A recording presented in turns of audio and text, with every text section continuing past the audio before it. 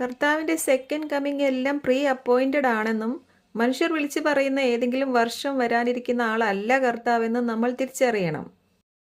എന്നാൽ റാപ്ചറിനും വ്യക്തമായ ലക്ഷണങ്ങൾ ബൈബിളിൽ പറഞ്ഞു തന്നിട്ടുണ്ട്. സെക്കൻഡ് കമ്മിങ്ങിനും വ്യക്തമായ ലക്ഷണങ്ങൾ ബൈബിൾ പറഞ്ഞു തന്നിട്ടുണ്ട്. 5 മാസത്തെ വെട്ടുകിളികളുടെ പീഡകൾ തുടങ്ങിയാൽ തന്നെ കാര്യങ്ങൾ എണ്ണി തുടങ്ങാൻ പറ്റും.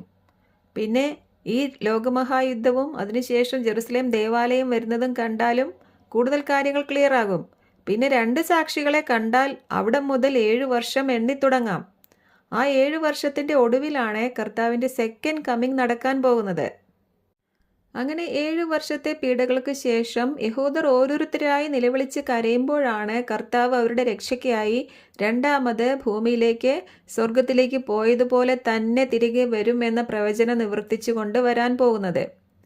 ഇങ്ങനെ ബൈബിളിലെ ഓരോ പ്രവചനങ്ങളും കൃത്യമായി നിറവേറുന്ന കാഴ്ചകളാണ് യോഹന്നാൻ കാണുന്നതും വെളിപ്പാട് പുസ്തകത്തിൽ കൃത്യമായ ഓർഡറിൽ എഴുതി വച്ചിരിക്കുന്നതും. ഈ പുസ്തകത്തിലെ സംഭവങ്ങളും അതിൻ്റെ ഓർഡറും ശരിയായി മനസ്സിലാക്കാത്തത് കൊണ്ടാണ് ഓരോരുത്തർ ഓരോന്നിങ്ങനെ വിളിച്ചു പറഞ്ഞുകൊണ്ടിരിക്കുന്നത്. ദൈവം വെളിപ്പെടുത്തി തന്നിരിക്കുന്ന പ്രവചനങ്ങൾ ദൈവത്തിൻ്റെ ഈ പുസ്തകത്തിൽ ഉള്ളപ്പോൾ നമുക്കിനി മനുഷ്യർ അവരവർക്ക് തോന്നുന്ന പോലെ വിളിച്ചു പറയുന്ന പ്രവചനങ്ങളിലേക്ക് പോകേണ്ട ആവശ്യമേ ഇല്ല. വെളിപ്പാട് പുസ്തകത്തിലെ കാര്യങ്ങൾ മനസ്സിലാക്കാത്തവരാണ് ഇങ്ങനെ ഓരോന്ന് വിളിച്ചു പറയുന്നത് എന്ന് നമ്മൾ മനസ്സിലാക്കിയാൽ മതി. നമ്മൾ ദൈവക്രോധത്തിൻ്റെ ആ ദിവസങ്ങളിലൂടെ കടന്നു പോവുകയുമില്ല.